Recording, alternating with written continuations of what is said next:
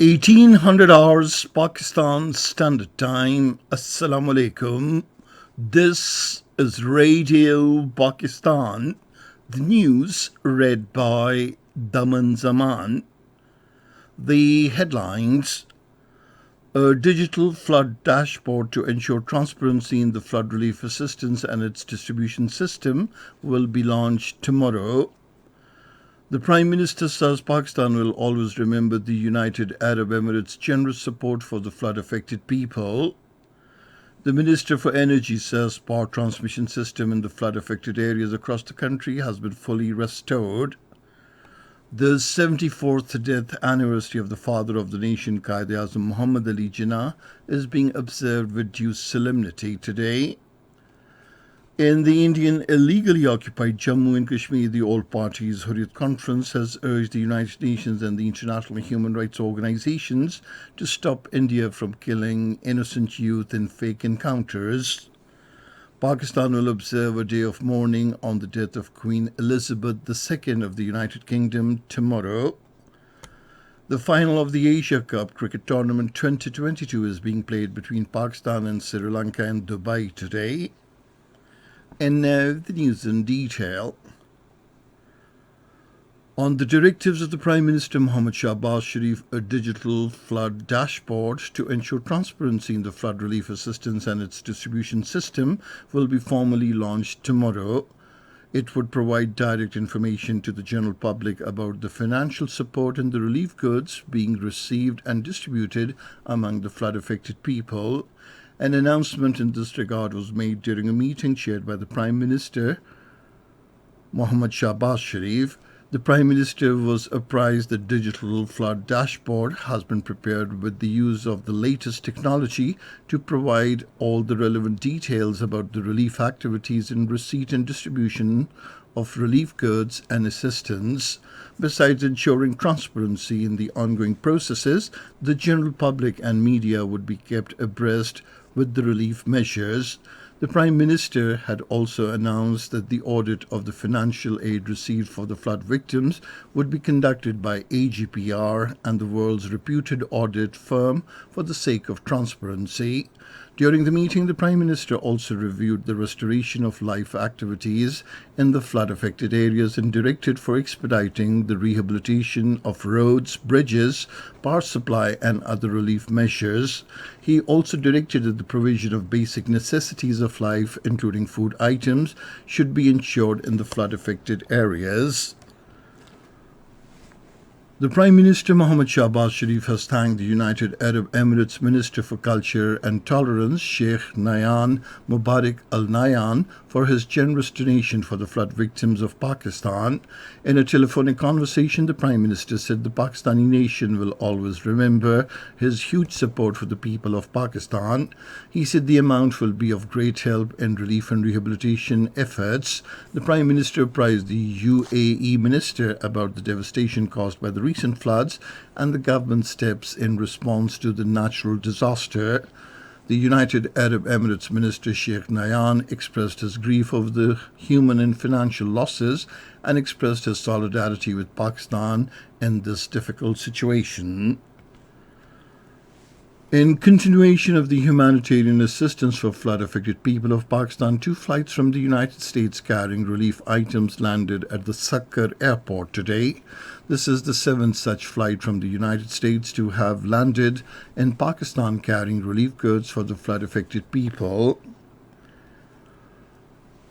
The Prime Minister Mohammad Shahbaz Sharif has taken notice of the possible threat to a 500 kV grid station in Dadu due to floods and directed for utilization of all resources to protect it. According to the Prime Minister office, the Prime Minister has issued directions to the civil and military high-ups in this regard. The Prime Minister said protection of the grid station is necessary for uninterrupted power supply. Meanwhile, on the directives of the Prime Minister, 3 excavators have been sent to the site from Moro City. The Minister for Energy Khurram Dastagir Khan says the flood-affected power transmission system has been fully restored across the country. Talking to media persons in Gujranwala today, he said the transmission system was badly damaged by the unprecedented floods as power poles collapsed in some areas of Khyber Pakhtunkhwa. Replying to a question, the minister said load shedding has been controlled during summers by running all power plants in the country. He said the oil and power prices are likely to decrease from next month, which will also help to lower prices of other commodities. This is Radio Pakistan. The 74th death anniversary of the father of the nation, Quaid-e-Azam Muhammad Ali Jinnah, is being observed with due solemnity today with the pledge to follow his golden principles of unity, faith and discipline. The day dawned with special prayers in mosques for the eternal peace of the departed soul of the Qaid and for peace and prosperity of the country. The Quaid-e-Azam Muhammad Ali Jinnah served as a leader of the All India Muslim League from 1913 until Pakistan's creation on August 14, 1947. He passed away on this day in 1948, shortly after achieving freedom for the nation. Radio Pakistan and Pakistan Television are broadcasting special programs today to pay tribute to the Quaid-e-Azam for his unmatched services for the freedom of Pakistan. The President Dr. Arif Alvi and the Prime Minister Muhammad Shahbaz Sharif have called for adherence to the golden principles of unity, faith and discipline as manifested by the Quaid-e-Azam Muhammad Ali Jinnah to fight the challenges faced by the country. In their separate messages on the occasion of the 74th death anniversary of the father of the nation, they said the entire nation pays homage to the Qaid's tireless struggle and visionary leadership in the fight for the rights of the Muslims of the subcontinent. The Prime Minister Muhammad Shahbaz Sharif has approved to observe national mourning tomorrow on the death of Queen Elizabeth II. In the United Kingdom, Queen Elizabeth II's coffin has left Balmoral Castle for Edinburgh. Thousands of people are lining the route as the late monarch is driven to the palace of Holyrood House. According to the final funeral arrangements announced by the King Charles III, the coffin will arrive in London on Tuesday and the Queen will lie in state at Westminster Hall from Wednesday. The Queen's funeral will be held in London's Westminster Abbey on the 19th of September. Iraq has announced to increase the number of visas for Pakistani Zaireen besides opening of all entry points for them. The announcement was made by the Iraqi Interior Minister Usman Ali Farhud Moshir Al-Ghanimi during a telephonic conversation with his Pakistani counterpart Rana Sanaullah today.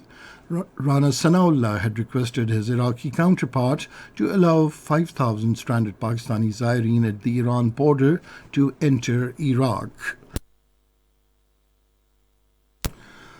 In the Indian illegally occupied Jammu and Kashmir, the All Parties Hurriyat Conference leadership has appealed to the United Nations and the international human rights organizations to stop India from killing innocent youth in fake encounters under a wicked plan. In their statements in Srinagar, the APHC leaders, including Sayyid Bashir Andarabi and Ghulam Nabi War, expressed concern over the shifting of dozens of illegally detained youths from occupied Jammu and Kashmir to far-off jails inside India. Meanwhile, an 11-member Kashmiri delegation hailing from both sides of the line of control has left for Geneva to attend the 51st session of the United Nations Human Rights Council. Led by senior APHC leader and the chairman Kashmir Institute of International Relations, Altaf Hussain Wani, the delegation comprises political leaders, academicians, civil society members and rights activists.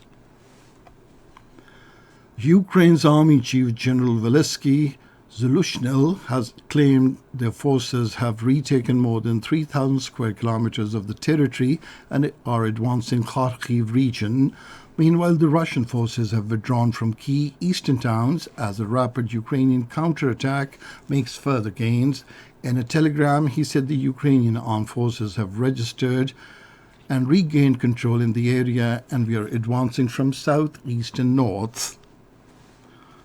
The Israeli forces have martyred a Palestinian in the occupied West Bank. In a statement, the Palestinian Health Ministry confirmed the death of the young man, 24 years old, Hamd Mustafa Hussein Abu Jelda, after being shot by the Israeli occupation forces in Jenin camp.